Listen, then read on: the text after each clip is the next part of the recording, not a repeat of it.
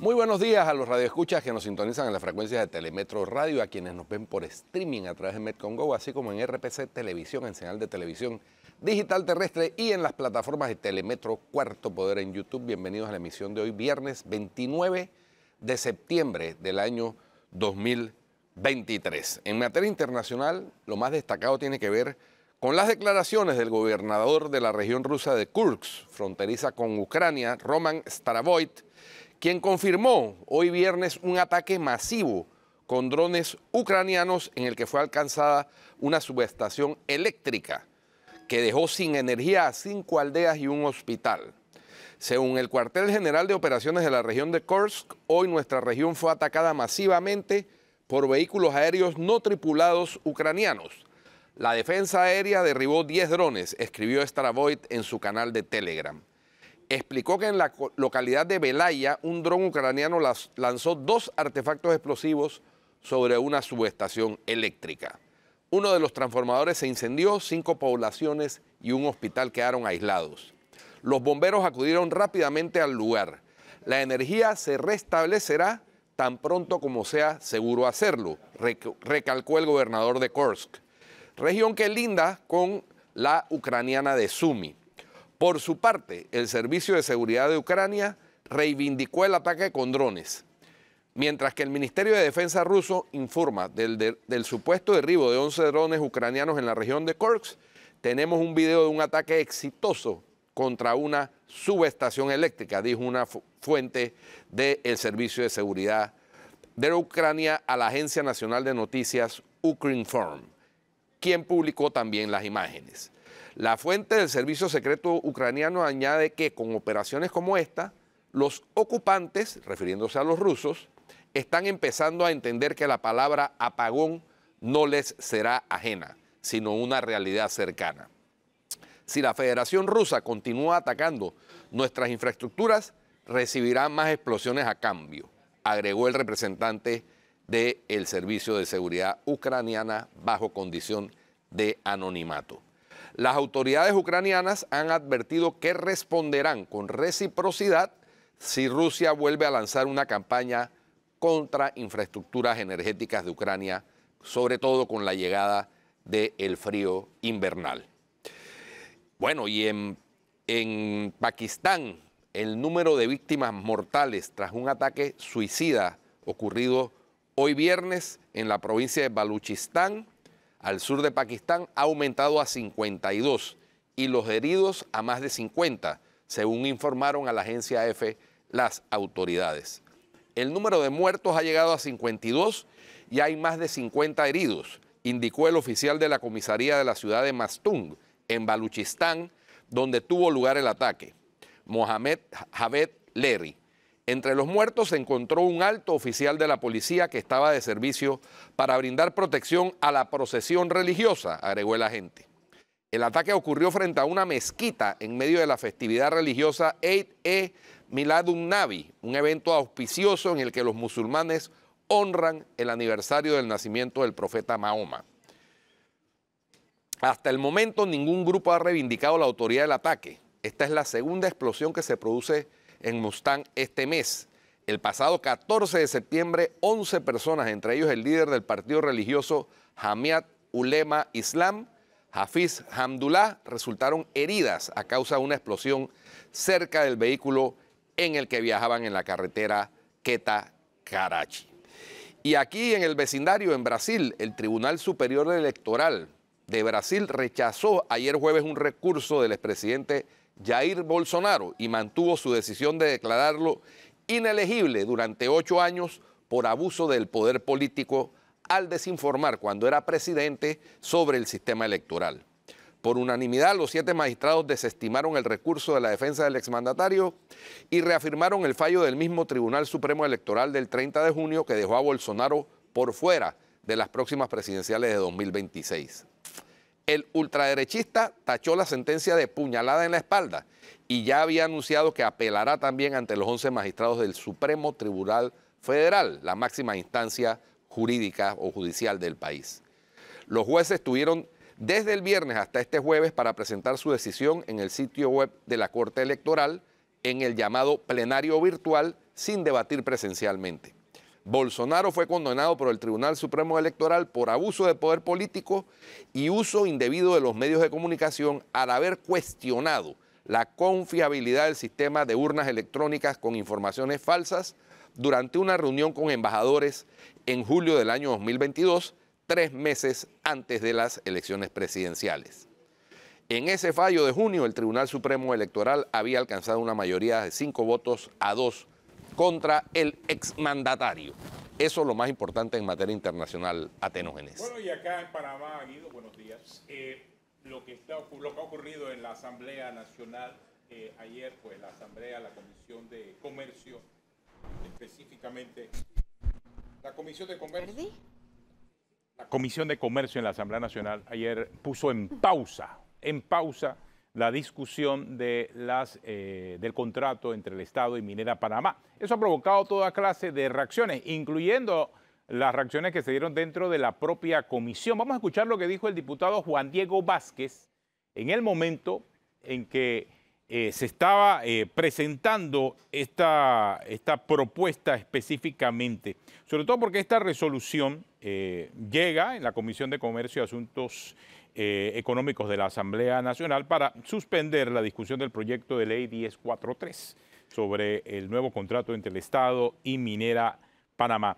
La decisión fue recogida pues, en esta resolución por el presidente de la Comisión de Comercio, Roberto Ábrego, porque fue como un paso intermedio entre no rechazar, no reenviar al Ejecutivo, dejar dormir en este momento el proyecto en la Comisión de Comercio para que al hacerse esos ajustes pueda continuar la discusión. Realmente es algo un poco extraño lo que ha ocurrido en la Comisión de Comercio. Ni siquiera esa fue una de las quejas y lo que advirtió el propio diputado Juan Diego Vázquez, que eso ni siquiera está en el reglamento interno. Bueno, cuando... La Asamblea. Sí, no, lo que pasa es que, a ver, cuando hay sometidos a discusión contratos ley, como este del contrato minero, la Asamblea en la votación, si se da votación en la comisión, solo puede o rechazar o aprobar el contrato. No le puede hacer modificación. No puede hacer ninguna modificación. Lo que sí pueden hacer, y es que entiendo que es lo que han debido hacer, es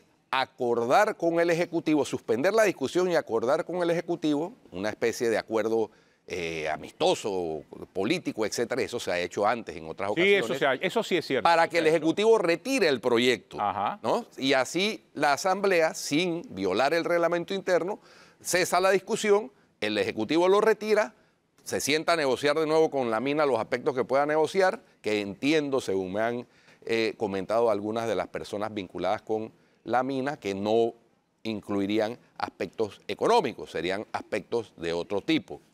Entonces, esa es la figura que debería haber sido lo que sucedió, pero entiendo que hubo una votación y en la votación es donde el diputado Juan Diego Vázquez manifiesta lo que vamos a escuchar a continuación. Vamos a escuchar lo que dijo, sí. No puedo hablar y a través de mi argumentación validar lo que usted está haciendo. Yo quiero de forma muy breve, porque he conversado con el diputado Vigil, el diputado Jackson, el diputado Cedeño y compartimos la posición. Lo primero, la propuesta para suspender una discusión es una propuesta legislativa porque se da en el marco ¿de qué? De una discusión. Esa propuesta requiere la aprobación de 2/3 de la comisión o del pleno según sea el caso. Una resolución, como usted mandó a leer, en efecto requiere una mayoría simple. Usted a través de una resolución o de una propuesta, que la puede hacer la propuesta, no puede desconocer el reglamento orgánico. Si usted quiere suspender la discusión, y eso entiendo que quiere, tiene que ser aprobada por 2/3 partes de la comisión. Cantidad de votos que yo respetuosamente pensaría usted no tiene para aprobar esa suspensión. Ahora entrando al fondo del asunto, más allá del ordenamiento, cómo se quiere hacer, el artículo 104 y 179 que usted no ha querido leer son bastante claros. Presidente, cuando nosotros visitamos las comunidades, visitamos el área de concesión minera, se escuchó a centenares de personas en esta asamblea. Hubo muchos más puntos de preocupación que los que usted decidió incluir en su propuesta de resolución. Como por ejemplo, el punto más importante es que este gobierno, a través de la misma plataforma que usted plantea, arrancó un diálogo con todo el país, no solamente alrededor del contrato minero, sino alrededor de un centenar de temas. Bueno, y aquí yo creo que es importante destacar lo que el propio presidente de la Comisión de Comercio dijo de los temas que va a llevarse para que los revise el Ejecutivo. Uno, los artículos que tienen que ver con la restricción del espacio aéreo. Dos, la posibilidad de expropiación. Y tres, el reparto de los beneficios finales de la concesión minera. Fueron los tres temas que dijo. Los tres temas que nosotros hemos dicho aquí que no entendemos por qué eso se incluyó. Específicamente el último, el de por qué en un contrato con una empresa privada extranjera se incluye cómo el Estado va a hacer uso de los beneficios que recibe como regalías o como impuestos, etcétera. Eso es una decisión soberana del Estado panameño y que eso no tiene por qué restringirse a través de un contrato. Eso lo puede hacer el Estado, digámoslo así, a través de un decreto, a través de una resolución de gabinete, qué sé yo. Y de manera que el gobierno que llegue, porque tenemos un gobierno nuevo el otro año, pueda modificar eso si es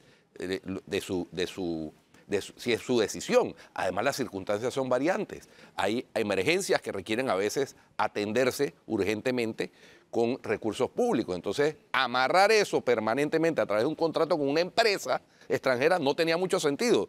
Lo dijimos desde el principio, así que eso. Más lo otro que ha causado alergia entre las comunidades, como es la posibilidad de que se expropien tierras a los habitantes de las tierras aledañas a la mina, a solicitud de la mina, pues eso también ha generado rechazo. Y bueno, lo de la voladura, la restricción de voladura, yo creo que eliminando la palabra permanente sería suficiente porque esa solicitud la hace cualquier empresa que esté haciendo voladuras con dinamita, ¿no? Los que construyen carreteras, puentes, etcétera, se hace para seguridad, no solamente de la construcción, sino de las aeronaves, drones, etcétera, que se sobrevuelen esos espacios. Se puede hacer en coordinación, no por decisión de la mina que prohíba el sobrevuelo del espacio aéreo. Creo que ese era el espíritu de lo que estaba en el contrato. Es que en el contrato dice que podrá solicitar a la Dirección de la Aeronáutica Civil con carácter temporal o permanente. Entonces, la parte permanente es la que causa rechazo. Esa es la parte que provocó rechazo.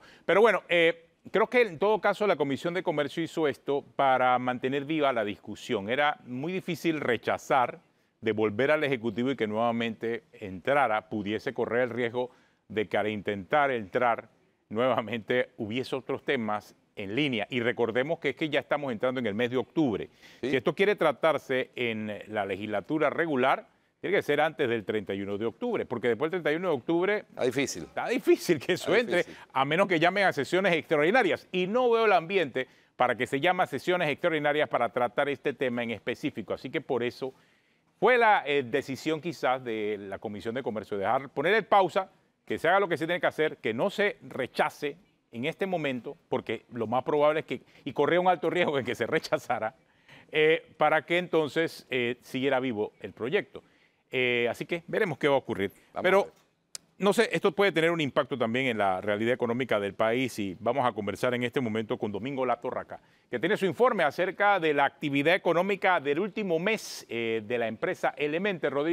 Domingo Latorraca, buenos días. Gracias por acompañarnos aquí en Cuarto Poder. Cuéntanos, ¿cómo han estado los resultados en el último mes de la actividad económica? Buenos días. Buenos días a Tenos Elegido y los radioescuchas. Gracias nuevamente por la oportunidad de presentar los resultados de la encuesta, el sondeo económico rápido que hacemos todos los meses. Y este mes de agosto tuvimos 240 empresas que participaron de todos los sectores y en general, digamos, el indicador positivo, y ahí muestran en la pantalla, pueden mostrar, digamos, la diversidad de las empresas que tenemos. Tenemos muchas empresas comerciales, de venta de vehículos. Ahora hemos segregado el comercio en tres. Ahora les voy a hablar un poquito sobre eso. También de comunicaciones, de tecnología, de manufactura. Los industriales nos apoyan muchísimo con esto y tenemos también del sector agropecuario. Así que es una muestra súper bien diversificada. Y lo que podemos ver en el mes de agosto, ¿no? Y esto lo tomamos siempre a fin de mes, En este fin de semana estaremos enviando la correspondiente a septiembre, pero en el mes de agosto tuvimos un indicador positivo de 51%, ¿no? Con 240 empresas, este indicador general positivo y realmente es el segundo valor más bajo del año, ¿no? Y ya vemos tal vez por los últimos 4 o 5 meses, digamos, una tendencia a ir hacia abajo un poquito. Yo no me preocupa tanto, pero es el segundo mes más bajo si lo comparamos con el 59% digamos, del indicador positivo del año pasado. Son 8 puntos por debajo. Y por supuesto, dependiendo de la industria, ahora vamos a ver cuáles industrias apuntaron mayor o menor. Si vemos, y este indicador positivo tiene 3 componentes: las ventas con respecto al mes anterior, con respecto al año anterior y por supuesto al resto del año, ¿no? Y también para el indicador del resto del año tenemos un indicador positivo de 57%, también es el más bajo. Creo que algunos temas que están, digamos, en la palestra, y ustedes están hablando con respecto al tema minero, por supuesto, del contrato de Minera Panamá. Eso, por supuesto, debería solucionarse y cerrarse lo antes posible. Digamos, ese contrato no es perfecto. Nosotros lo revisamos. Yo estuve en la comisión de la Cámara de Comercio que revisamos el contrato, y por supuesto no es perfecto. Fue, digamos, resultado de una negociación muy dura. Guido puntualizó algunos puntos que pudiesen mejorarse. Es una inversión muy importante. Es un polo de desarrollo afuera del casco metropolitano, lo cual es muy positivo. Lo que le queda al Estado, y yo no visualizo que esto se rechace, sino que si acaso se le dé algunas mejoras, pero creo muy importante que se apruebe, porque la inversión ya está hecha. La afectación creo que cubre la cobertura boscosa que pudiese ser afectada si se talaran todos los árboles en la concesión. Es de 0.3% con respecto a la cobertura boscosa total del país. Así que creo que lo importante es que el Estado esté presente, fiscalice y controle muy férreamente. Considero que debería, y eso a mí me parece que pudiese estar mostrando algunos efectos de incertidumbre en el sorteo. Nosotros hicimos algunas preguntas con respecto a la inversión extranjera directa este año, así que creo que también es importante que, digamos, el sentir de los empresarios, que si bien es cierto todavía mantienen un indicador positivo hacia adelante, pues está tal vez un poco más cauteloso, ¿no? Efectivamente, Domingo, en los resultados del estudio del mes de agosto, me llamó la atención porque los mismos encuestados, los mismos sondeados, manifiestan un cierto grado de, digámoslo así, reserva con respecto a lo atractivo que resulta invertir para las empresas extranjeras en Panamá. Y cuando estamos en una situación de incertidumbre frente a la inversión individual más grande en la historia de la República, que es la que ha hecho la empresa First Quantum a través de Minera Panamá, pues esa incertidumbre definitivamente que debe generar algo de reacción con respecto al tema de lo atractivo que resulta o no para los inversionistas extranjeros invertir en Panamá.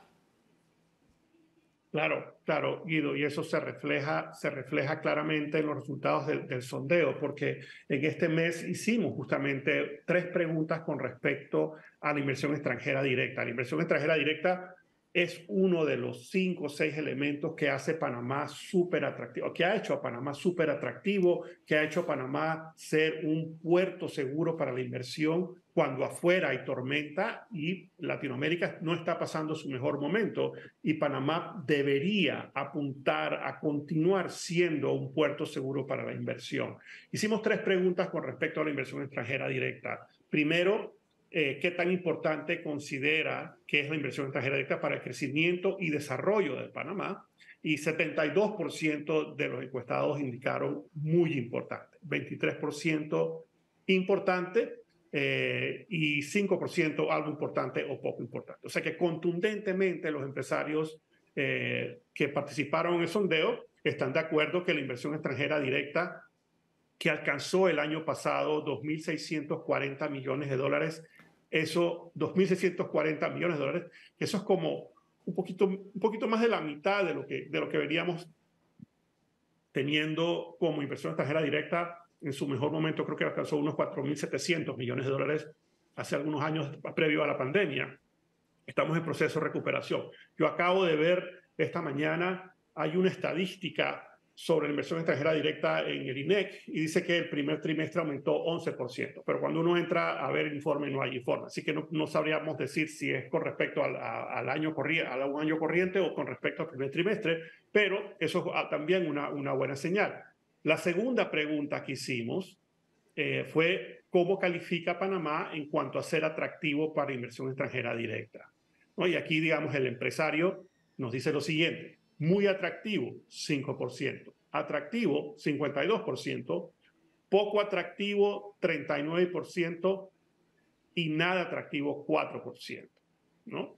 Entonces, por un lado nos están diciendo los empresarios que la inversión extranjera directa es muy importante para el crecimiento y desarrollo, y por otro lado ellos mismos nos están diciendo, hey, pero ojo, Panamá tal vez en un 57% es muy atractivo o atractivo, y el resto, un poquito menos de la mitad, nos está diciendo poco atractivo o nada atractivo. Y eso refleja un poco tal vez la preocupación que tienen los empresarios con respecto a los temas que son más importantes para ellos. Y aquí lo amarro con cuál es el factor más relevante en cuanto a la atracción de la inversión extranjera directa, que fue la tercera pregunta que hicimos, y ahí los elementos los factores fueron los siguientes. Seguridad jurídica fue el que recibió mayor potencia. Eso es seguridad jurídica, o sea, que las reglas se respeten, 36%. Ubicación y logística, 19%. Nuestro sistema financiero y la dolarización, 17%. Capital humano, 11%. Beneficios fiscales, 9%. Estabilidad económica, 8%. Estos 6 elementos son parte fundamental de lo que ha hecho Panamá un puerto seguro, ¿no? Y en algunos de ellos tenemos retos importantes, comenzando con la seguridad jurídica, y el mejor ejemplo es esta inversión realizada por una empresa canadiense de clase mundial que cotiza en la bolsa de Canadá y que ha realizado una inversión importantísima en el país, y que todavía estamos, digamos, en ese proceso de tratar de darle un marco jurídico estable para la inversión ya realizada, y por supuesto que el Estado reciba los beneficios que han sido renegociados y que me parece que son mucho mejores de lo que tenía antes. Y por supuesto, digamos, la responsabilidad de fiscalizar y estar presente en un área muy remota del país, ¿no? La otra conclusión que podemos hacer con respecto a la inversión privada y pública, y aquí pusimos una gráfica en el informe con respecto a la formación bruta de capital, que es la inversión que realiza el Estado y que realiza la empresa privada, y que son vital para el crecimiento y desarrollo. Por supuesto, cada uno tiene su función. Digamos, el Estado tiene que proveernos de infraestructura, debe proveernos de poder capacitar al capital humano, y debe proveernos de las reglas del juego que estén en un marco jurídico súper seguro, ¿no? Y la inversión privada, que es muchísimo más grande que año tras año, que la del sector público, es el motor de la economía, es la que genera la mayor cantidad de empleo, es la que genera el desarrollo y bienestar. Así que esas son un poco las conclusiones. Coyunturalmente está esto haciendo digamos, coincidencia con la discusión de este contrato ley, que a mi juicio, si se va, digamos, a revisar, que se revisen cuanto antes los puntos más importantes, y que se ratifique para que esta empresa pueda continuar operando en un marco jurídico. Como siempre, el informe también muestra digamos, los indicadores por sector, ¿no? Y ya tenemos bastante datos, tenemos 12, 19 meses de estar haciendo este sondeo, y vamos a continuar mejorándolo y mejorando la información que proveemos a los participantes y a los lectores. Este mes, digamos, el sector que mayor puntaje recibió, generó fue el sector de tecnología, un poquito por encima del resto de la industria. Y en el informe podrán encontrar también que ya, digamos, el sector financiero ya lo dividimos en sector bancario, sector de seguros y el resto. El sector comercial también lo hemos también segregado en comercio al por mayor, comercio al por menor y zona libre de Colón. Ahí tenemos el reto de lograr que más empresas de la zona libre de Colón participen, porque solamente en este mes conseguimos 2 y usualmente conseguimos 2 y 3, y eso realmente no es representativo de toda la zona libre de Colón. Y tenemos ese reto de incluir más empresas. Y entonces también el turismo, también y tenemos buena participación del sector del turismo, tenemos hoteles, restaurantes y otras actividades, ¿no? Así que vamos en la dirección correcta. Ojalá que más adelante podamos, a solicitud de las empresas, poder, y creo que ya tenemos la capacidad de ver, digamos, cómo está mi empresa con respecto a mi sector y cómo está mi empresa con respecto a la economía en general, ¿no? Ese es un poco el resumen de los resultados. En nuestra página web elemente.com.pa podrán encontrar los resultados de este y todos los sondeos que hemos realizado. Gracias, Domingo, por acompañarnos aquí en Cuarto Poder. Domingo Latorraca, empresa Elemente, haciendo el análisis político análisis económico del último mes, aquí en Cuarto Poder. Tenemos una pausa, ya regresamos en breve.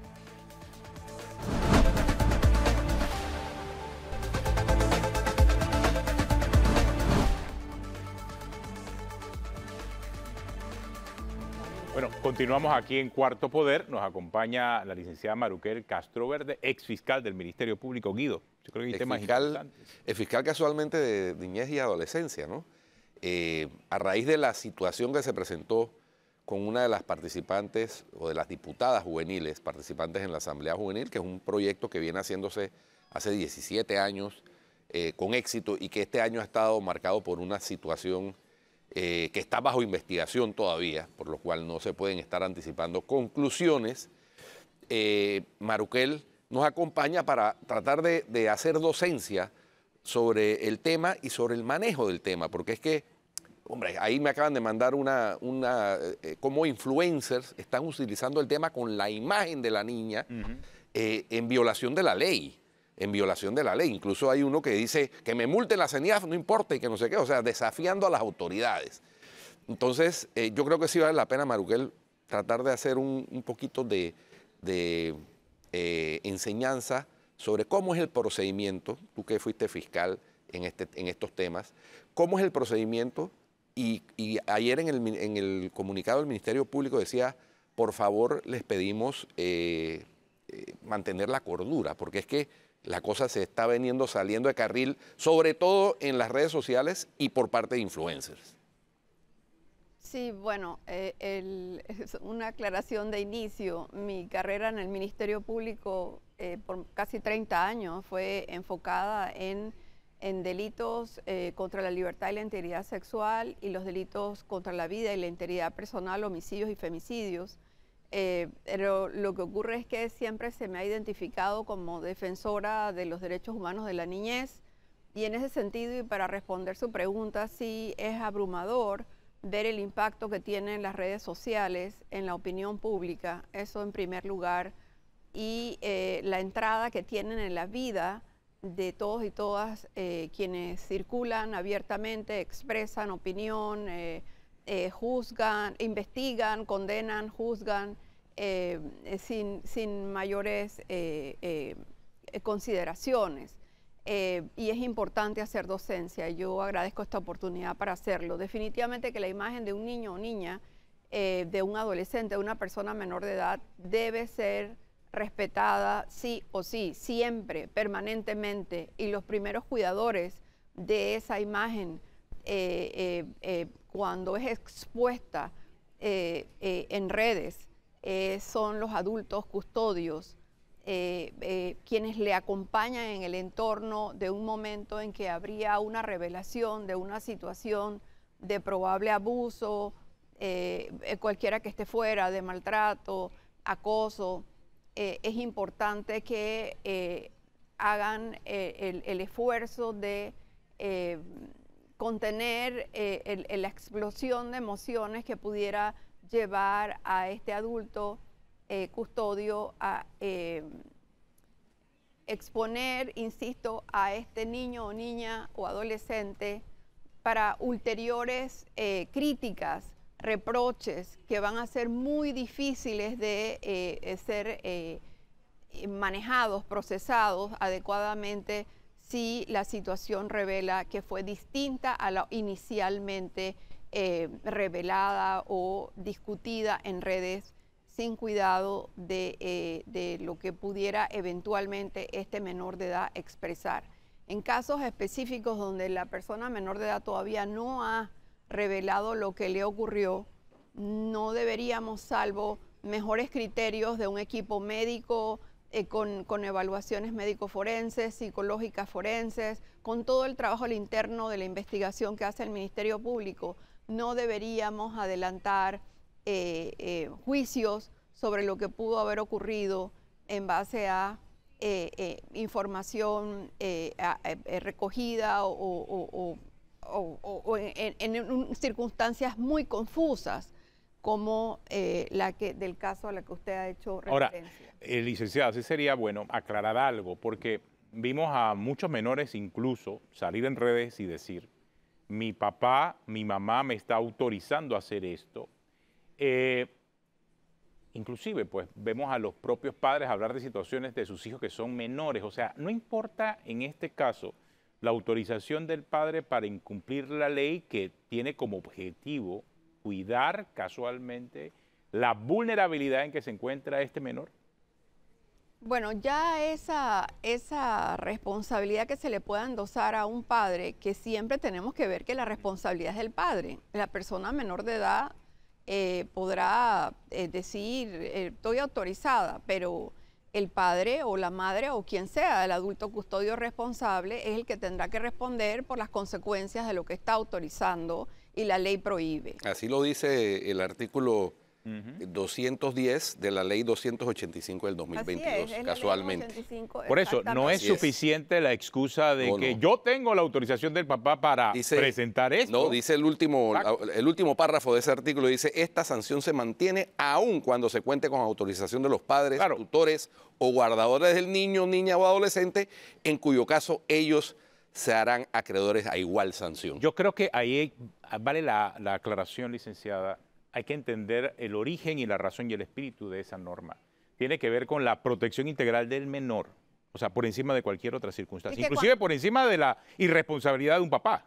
Es que cuando hablamos de la imagen es importante que se tenga presente que imagen hace parte de mi identidad, del concepto de mi ser individual en un intercambio que tengo con la sociedad, con mi entorno inmediato de vida, mi familia, pero ahora hay como una identidad en redes y no se tiene claro que esa identidad en redes es irrescatable cuando la marco. Es decir, cuando se introduce información a la red es muy difícil rescatarla y en el tiempo decir, yo no debí decir eso, yo no debí presentar este video, no debí entregar esta información. Tal vez en el momento de conmoción emocional no hubo quien le dijese a este padre o madre o quien fuere que reveló la información, mira, esto puede más adelante hacerle un daño mayor a tu hijo o hija, ¿por qué no confiamos en el trabajo que se está haciendo en una investigación? Que quiero reiterar, es dentro de la investigación que se van a establecer hechos. Si tienen la entidad de constituir un delito, pues es ahí a lo interno de la investigación liderada, dirigida por una autoridad competente, en este caso son los fiscales. Y allí se va a establecer quién o quiénes son responsables de ese delito que se hubiera comprobado. Pero fuera de la investigación, lo que habría entonces son elementos de información que pudieran contaminar, eso no se ha visto, pero podría contaminar lo que al interno se esté trabajando con cuidado, con atento cumplimiento del estándar de la debida diligencia, Debida diligencia es una garantía de la calidad de la información que se acopia en una investigación. Con sumo celo de la dignidad humana que reclama ser preservada en estos casos en particular cuando tenemos víctimas en especial condición de vulnerabilidad como son los niños, las niñas y los adolescentes, que están en una etapa de maduración, de formación. Todavía no pueden tomar decisiones claras, con la sesudez, con lo propio que acompaña la madurez de un adulto. Ese menor de edad por eso es entregado a la custodia por disposición de ley de esos padres que son sus guardianes hasta alcanzar la mayoría de edad. Entonces, padres que están escuchando esta mañana de docencia, rescatar de las situaciones que han estado en el clamor popular y discutiéndose en redes, rescatar la responsabilidad que tienen de velar por el cuidado de sus hijos e hijas, examinar también esa sobreexposición, sobreentrega, sobreconsumo. Hay ahora un grado que se habla incluso de la adicción al consumo de material en Internet. Es un tráfico constante de imágenes que no se ha tenido claro, no se ha puesto todavía la suficiente atención en cuánto daño hace esto a nuestra infancia y a nuestra adolescencia en formación a constituirse en adultos y ciudadanos de este país. Ahora, licenciada, salta una pregunta. ¿Qué pasa ante una situación en donde una madre o un padre de familia tiene un caso de abuso de una tercera persona, siente que la justicia o las autoridades no le hacen caso a su reclamo, va a los medios, presenta el caso?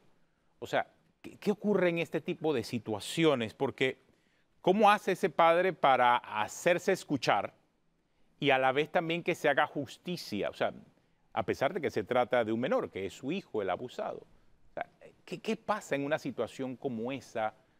¿Dónde termina la responsabilidad del padre y dónde comienza la responsabilidad de la sociedad por salvaguardar a ese menor de edad? ¿Qué piensa usted? Sí, yo estoy sorprendida de que haya sucedido que se plantease en X situación que no hubo la suficiente información en el primer contacto con los fiscales o el Ministerio Público. Estoy sorprendida porque la responsabilidad mayor en ese primer contacto es entregar toda la información que le sirva de orientación a ese padre, a ese adulto que acude con esa, o que acude o que viene a entregar hechos, porque en el caso que se ha estado comentando, este menor de edad o este adolescente estaba, entiendo, en un hospital. Pero esos hechos cobran una mayor gravedad, un mayor reclamo de ese plus de protección en la respuesta de las autoridades competentes para investigar. Y ese intercambio tuvo que haberse dado. Yo no puedo hablar en términos absolutos, pero sé por experiencia, por mis conocimientos de años dentro de la institución, que tal cosa como tomar lacónicamente una entrevista o que se me diga lo que sea en una denuncia y pasarlo a que se una con 100 casos que están ahí esperando ser tramitados durante un mes en atención primaria, eso no es así. Eso no es así, y siempre que esto trasciende a los medios de comunicación, los fiscales están formados para buscar conciliar cualquier punto que esté creando resistencia o malos entendidos de parte de quien representa a la víctima dentro del proceso. En el proceso, en las investigaciones por delitos contra la libertad sexual, contra menores de edad, la víctima se maneja como el sujeto más precioso a resguardar por la multiplicidad de derechos que la rodean, que la amparan y que tienen que serle reconocidos permanentemente en las diferentes etapas del proceso. Tanto como se habla de los derechos del indiciado, imputado, acusado, pues lo mismo dentro de la normativa procesal penal, que se conecta con la Constitución y por vía de la Constitución con todas las convenciones que amparan a la niñez y a la adolescencia. Eso no pudo haber ocurrido en tal forma, pero medios y espacios para venir a las partes cuando pareciera haber ventilado en los medios de comunicación algún conflicto, pues definitivamente que ese acercamiento de la autoridad competente siempre ha estado a lo largo de mi experiencia y años de trabajo entregados a la institución. Yo puedo dar fe de ello. Creo que es importante lo que usted nos está diciendo esta mañana, dadas las circunstancias y lo importante aquí es la protección del menor. Yo creo que siempre eso es lo que prevale seguir. Claro, claro. Y o sea, un menor está siempre en estado de vulnerabilidad. Y en este último caso quizás ha habido un poquito de, como decíamos a Tenógenes hace unos días, de desesperación porque en casos anteriores la gente, la sociedad, en términos generales no ha visto resultados concretos. Pero esto es una investigación que está incipiente. La denuncia se puso apenas el 19 de septiembre, es decir, lleva hoy 10 días de haberse puesto la denuncia. Entonces hay que tener paciencia, como dijo el Ministerio Público, y cordura y manejar esto con cordura, como dijo el Ministerio Público en su comunicado. Vamos a un cambio y regresamos con la parte final de Cuarto Poder y nuestra invitada, la licenciada exfiscal Maruquel Castro Verde.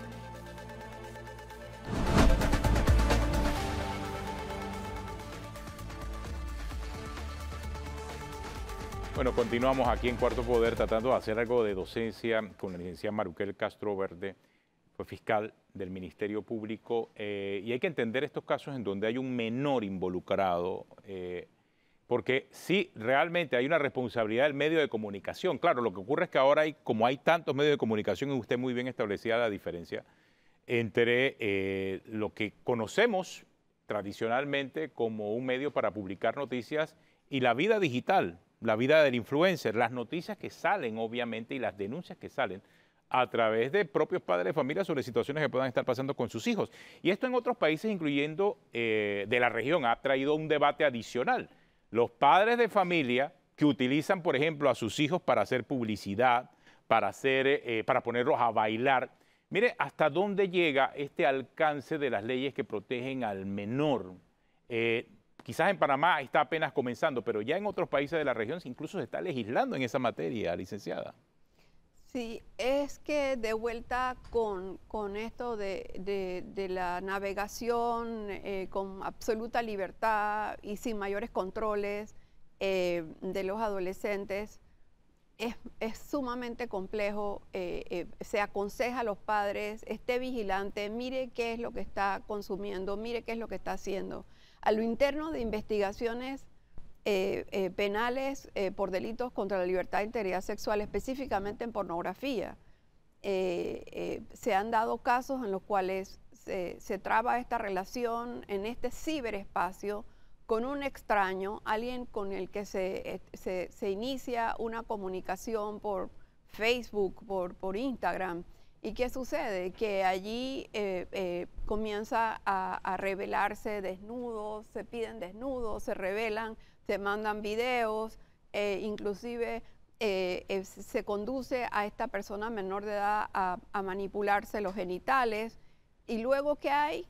Hay una cuota una factura, una cuota que se cobra de si no accedes a tal o cual cosa, entonces te va a pasar tal otra.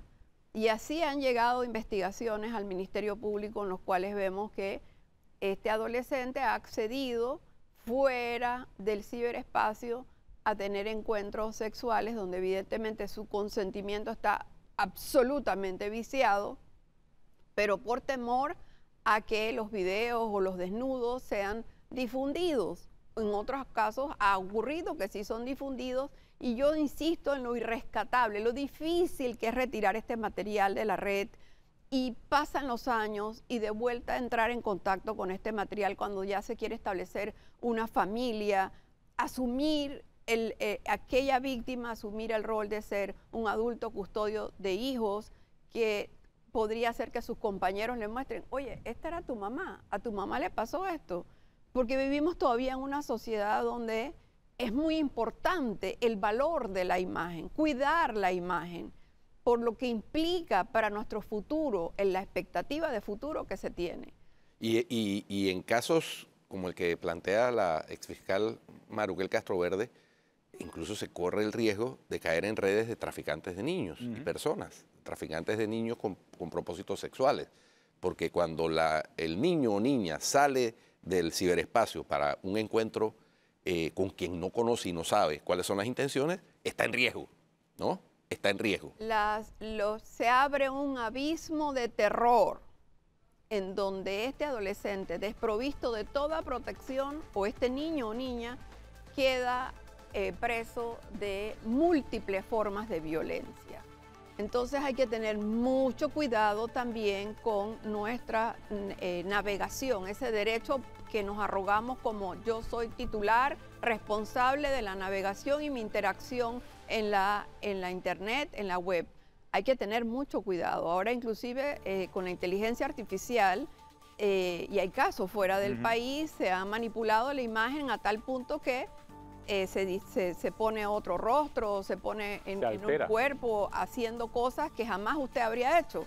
Entonces se aconseja a los padres mucha responsabilidad, mayor vigilancia de lo que está ocurriendo con sus hijos y estos espacios, que sí lo voy a decir, estos espacios en donde las autoridades son responsables, por ejemplo, de concentrar jóvenes para una actividad muy loable, muy valiosa para potenciar competencias, habilidades cognitivas y procedimentales en un adolescente que aspira a ser un ciudadano productivo en este país. Mucho cuidado porque la rendición de cuentas con transparencia de las actuaciones es un imperativo, ¿sí? Es un imperativo. No puedo demorar mi respuesta ni acallar lo que sé porque hay una autoridad competente que está investigando lo que sea que habría ocurrido y lo que se esperaría es que se coopere y cuanto antes, con prontitud, para esclarecer lo que sea que haya ocurrido. En el caso que se ha hecho referencia muy breve y muy puntual, pero en cualquier otro caso en donde lo que ocurre aquí es rescatar lecciones para corregir donde hay que corregir. Padres, madres, adultos custodios y todos los actores involucrados en un acompañamiento o un contacto o una cercanía con un adolescente en un espacio público, porque también hay responsabilidad. Muchas gracias, Maruquel Castroverde, exfiscal del Ministerio Público. Bueno, se nos acabó el tiempo por esta semana. Si usted sigue en Telemetro Radio, siga con el brunch con Andrés Morales, Juancho Villaverde y DJ Alex. Y en RPC Televisión habla ahora con el profesor José Escobar y Delia Muñoz. Hasta el lunes.